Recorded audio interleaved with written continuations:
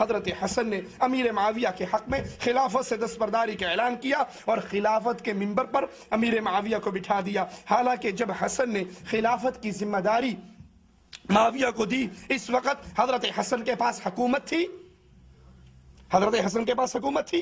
حضرت حسن کے پاس طاقت تھی، حضرت حسن کے پاس لشکر تھا، حضرت حسن کے پاس فوج تھی، انصاری تھے، انصاریوں کے ہوتے ہوئے، فوج کے ہوتے ہوئے، طاقت کے ہوتے ہوئے، اس کے باوجود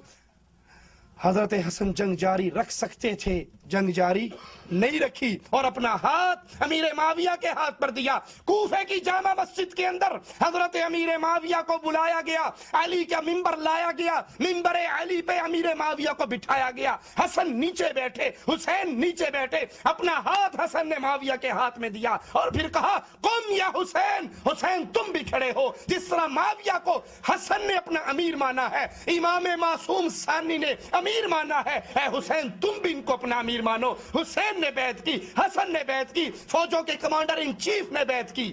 باوجود طاقت ہونے کے، باوجود قوت ہونے کے، انہوں نے حضرت معاویہ کے ہاتھ پہ ہاتھ دیا۔ دونوں امام معصوم ہیں، معصوم سے تمہارے عقیدے کے مطابق غلطی نہیں ہوئی تو دونوں میں سے کس نے غلطی کی؟ اور جس نے غلطی کی، اگر تم کہو حسن سے غلطی ہو گئی،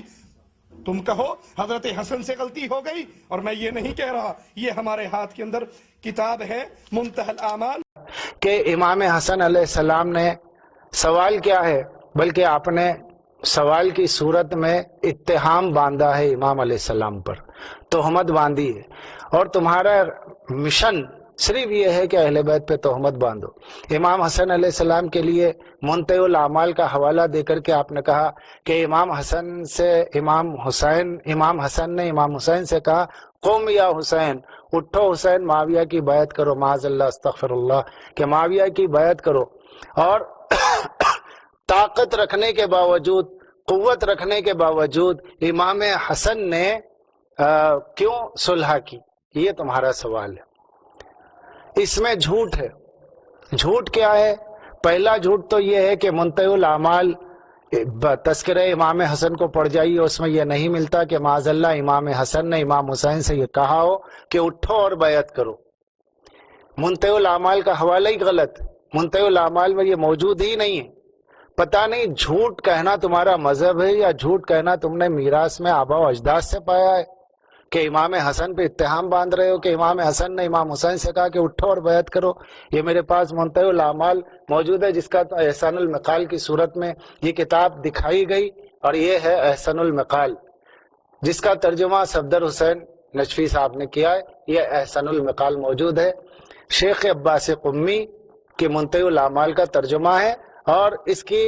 جلد نمبر 1 ہے۔ اب اس کے اندر صفحہ نمبر 275 275۔ اب اس میں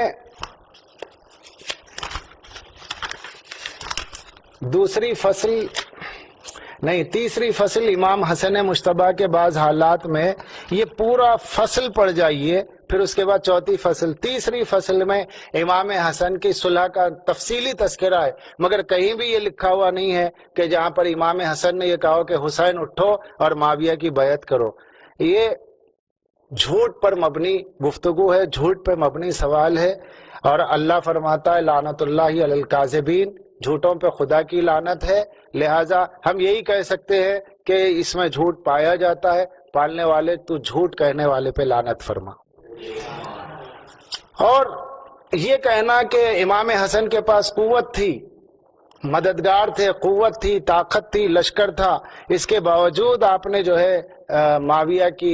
کو حکومت دی یا معاویہ کی بیعت کی، استغفر اللہ، بالکل غلط بات ہے۔ اس لیے کہ اسی احسان المقال میں جس کا حوالہ دے کے جھوٹ کہا گیا، اسی احسان المقال میں موجود ہے کہ امام حسن علیہ السلام نے فرمایا، صفحہ نمبر 275 ہے، جلد اول ہے، جس میں کہتے تحقیق معاویہ نے مجھ سے ایک ایسے امر میں نزاع اور جھگڑا کیا جو میرے ساتھ مخصوص تھا، اور میں اس کا سزاوار ہوں، چونکہ میرے مددگار نہیں تھے،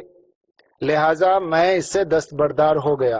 امام حسن فرما رہے میرے مددگار نہیں تھے، اور تم یہ جھوٹ کہہ رہے ہو کہ امام حسن کے ساتھ لاؤ لشکر موجود تھا، اور وہ بھی اس کتاب کے حوالے کے ذریعے۔ اور اسی کتاب میں لکھا ہوا ہے کہ امام حسن فرماتے میرے مددگار نہیں تھے، لہٰذا میں اس سے دستبردار ہو گیا اس امت کی فلاح و بہبود کے لیے اور تمہاری جانوں کی حفاظت کی خاطر۔ چند لوگ امام حسن کے ساتھ تھے، باقی خوارج اور دیگر طرح کے لوگ موجود تھے، لہٰذا امام حسن علیہ السلام کا یہ صلح کرنا یہ ایک طرح کی پولیٹیکل معاویہ کی سازش تھی، جس کو انوار اللغت میں وحید الزماں صاحب نے بھی بیان کیا ہے، پارہ نمبر 16 میں یہ موجود ہے۔ پارہ نمبر 16 میں وحید الزماں صاحب نے بھی اس کو لکھا ہے، اور اس کے علاوہ اور بھی کتابوں میں موجود ہے، جیسے تیسر الباری شرح بخاری۔ یہ تیسر الباری شرح بخاری علامہ وحید الزماں کی ہے، جس میں علامہ وحید الزماں تیسر الباری شرح بخاری میں دے رہے ہیں۔ اس کے والیوم نمبر 9 جلد نمبر 9 میں موجود ہے۔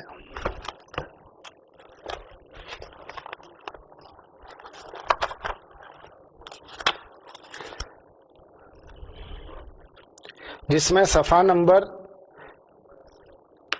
170 سے لے کر کے 173 تک آپ کو یہ ملے گا کہ امام حسن علیہ السلام نے یہ جو صلح فرمائی ہے، یہ صلح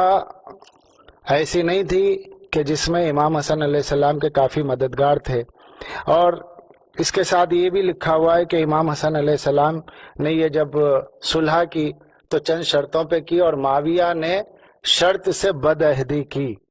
چنانچہ اس میں صاف لکھا ہوا ہے، محمد بن قدامہ نے سند صحیح اور ابن ابی حسیمہ نے ایسا ہی روایت کیا کہ امام حسن نے معاویہ سے اسی شرط پہ بیعت کی تھی کہ ان کے بعد امام حسن خلیفہ ہوں گے، لیکن معاویہ نے بدعہدی کی، مرنے سے پہلے اپنے بیٹے یزید کو خلیفہ بنا دیا، حالانکہ وہ کسی طریقے سے خلافت کا مستحق نہ تھا۔ تو امام حسن نے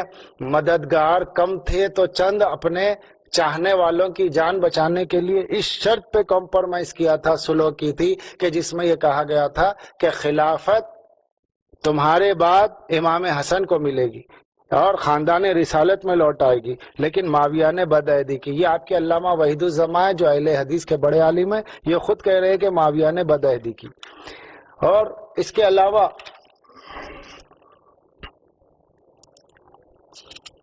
صفحہ نمبر 172 پہ بھی انہوں نے لکھا ہے، صفحہ نمبر 170 پھر صفحہ نمبر 172 پر، جس کے اندر صاف طور پر یہ لکھا ہے۔ تو